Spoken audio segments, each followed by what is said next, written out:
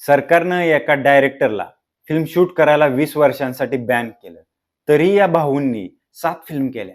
अरे त्याच डायरेक्टरची यावर्षी फिल्म ऑस्करला आहे. कॅमेरा काढून घेतला तरी आवाज दाबू शकले नाहीत. हा जो माणूस होता इराणी डायरेक्टर जाफर पनाही. ही स्टोरी त्यांची आणि त्यांच्या फिल्मची आहे. आता इराणी फिल्ममध्ये कसं असतंय, इथं काय गाणी नसतात, डान्स नसतोय. अहो गाणी सोडा, साधं बॅकग्राऊंड म्युझिक पण नसतंय. तर मग ह्या फिल्ममध्ये पनाईंनी असं काय पिक्चरमध्ये दाखवलं की सरकारनं त्यांच्या फिल्म बॅन केल्या. आता जर तुम्ही इराणमध्ये बघायला गेला तर तिथल्या बऱ्याच कला प्रकारावर सेन्सॉरशिप आहे. म्हणजे फिल्मचं सांगायला गेलं तर फिल्ममध्ये तुम्ही एक स्त्री आणि एक पुरुष स्वतःला टच करताना पण दाखवू शकत नाही. स्त्रियांना हिजाब घालायला लागतो, स्त्रिया गाणं म्हणू शकत नाहीत, स्त्रिया डान्स करू शकत नाहीत. तसंच तुम्ही पिक्चरमध्ये इस्लाम किंवा सरकारवर टीका पण करू शकत नाही. तसंच पिक्चरमध्ये तुम्ही 2 लोक दारू पिताना पण दाखवू शकत नाही. मग पनाई यांनी नेमकं काय दाखवलं होतं? तर 2000 साली पनाई यांची एक द सर्कल नावाची पिक्चर आला होता. तर ह्या पिक्चरची स्टोरी एका हॉस्पिटलमधून सुरू होते. एक स्त्री एका मुलीला जन्म देते, पण मुलीला जन्म दिला म्हणून तिच्या घरातले सगळे नाराज होतात. मग त्या स्त्रीला आपण काय लय मोठा अपराध केलाय असं वाटायला लागतं. मग ह्या स्त्रीपासून सुरू झालेली स्टोरी दुसऱ्या स्त्रीकडे जाते. एक स्त्री जेलमधून सुटून आलेली आहे. तिच्यासाठी हे सगळं नवीन जग आहे. तिला कोणी सपोर्ट करत नाही, तिला कोणी नोकरीवर घेत नाही. एक स्त्री आहे जिला अबॉर्शन करायचंय, तिला नको आहे, तिला काही कारणास्तव ते मूल नको आहे म्हणून ती अबॉर्शनसाठी झडपडते. तर असे ह्या पिक्चरमध्ये सगळं स्त्रियांचा स्ट्रगल दाखवला आहे. म्हणजे स्त्रीला कितीही बाहेर पडत असली किंवा काही असलं तरी त्यांना एका बंदिस्त जगामध्ये बांधले गेलेलं आहे. म्हणून या पिक्चरला नाव द सर्कल आहे. ह्या पिक्चरला खूप सारे इंटरनॅशनल अवॉर्ड पण मिळाले. पण इराण सरकारनं ही फिल्म बॅन केली का? तर फिल्ममध्ये तुम्ही वास्तव दाखवलं, तुम्ही रियालिटी दाखवली म्हणून. तर इथं पहिल्यांदा जाफर पनाही सरकारच्या डोळ्यावर आले. मग त्याच्यानंतर 2006ला ऑफसाईड नावाची त्यांची एक फिल्म आली. तर ह्या फिल्मची स्टोरी अशी होती की एक मुलगी तिला फुटबॉलची मॅच बघायची, पण तेव्हा इराणमध्ये मुलींना स्टेडियममध्ये मॅच बघायला अलाउड नव्हतं. तर ही पोरगी काय करते की मुलाचा वेश धारण करते, मेकअप बिकअप करते आणि घोळक्यामध्ये ऑडियन्समधून मॅच बघायला जाते. पण मिलिटरीची लोक तिला पकडतात आणि तिला मॅच बघायला जाऊ देत नाही. ती विनवणी करते, त्यांच्याबरोबर डिबेट करते, तिथं खूप सारा ड्रामा घडतो. पण ही जेव्हा फिल्म शूट होत होती तेव्हा खरोखरच एक रिअल मॅच मागं स्टेडियममध्ये चालू होती. ही मॅच होती इराण आणि बहरेनची वर्ल्ड क्वालिफायरची मॅच. इथं क्राऊड खरा होता, सगळं खरं होतं. जो ऑडियन्सला आवाज येत होता मॅचचा तोही खरा होता.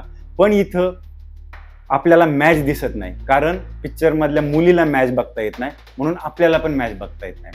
आता ही फिल्म सध्या तुम्ही प्राईमवरती, अमेझॉन प्राईमवरती बघू शकता, ती तिथं उपलब्ध आहे.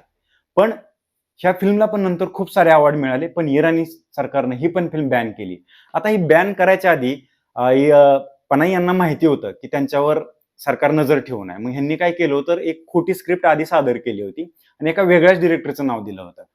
मग सरकारला वाटलं की आपण यांनी फिल्म बनवल्यावर ह्यांच्या फिल्म बॅन करतोय, तर आता ह्यांना फिल्म बनवूनच बॅन करू. मग 2010 मध्ये सरकार विरुद्ध कट कारस्थान रचलं, म्हणून जाफर पनाही यांना सरकारनं 20 वर्षांसाठी फिल्म बनवायला, लिहायला, इंटरव्ह्यू द्यायला बॅन केलं आणि 7 वर्ष जेल सुनावली.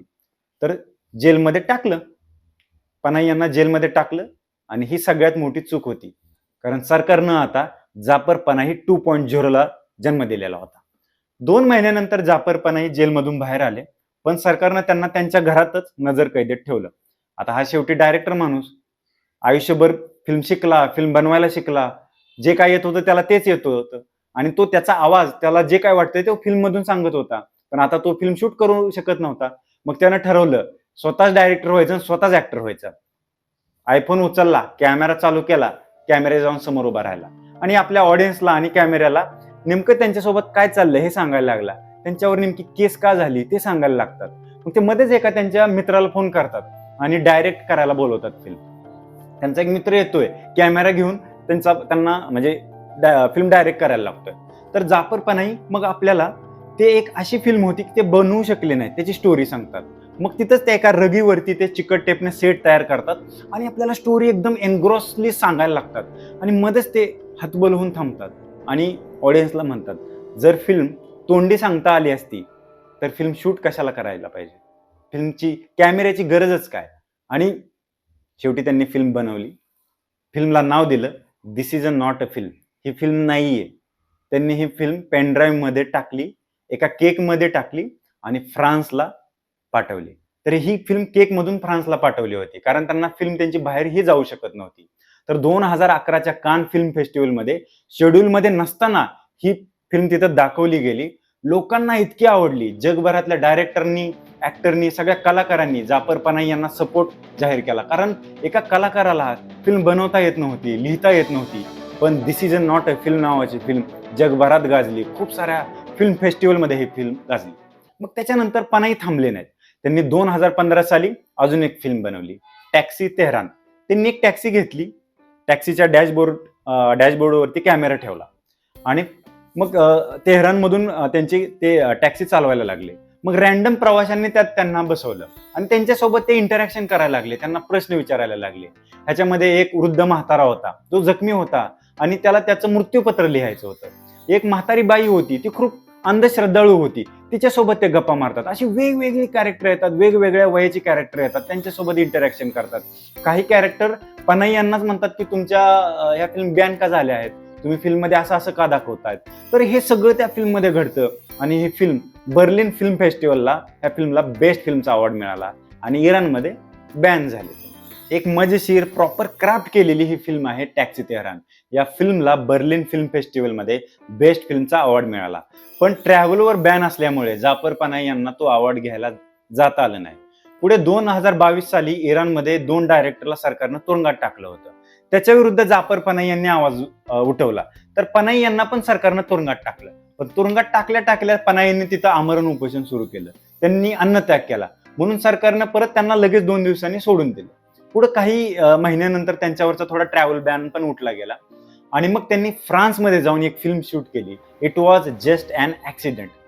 तर फ्रान्स सरकारकडून यावर्षी ही फिल्म ऑस्करसाठी पाठवलेली आहे फॉरेन लँग्वेज कॅटेगरीमध्ये.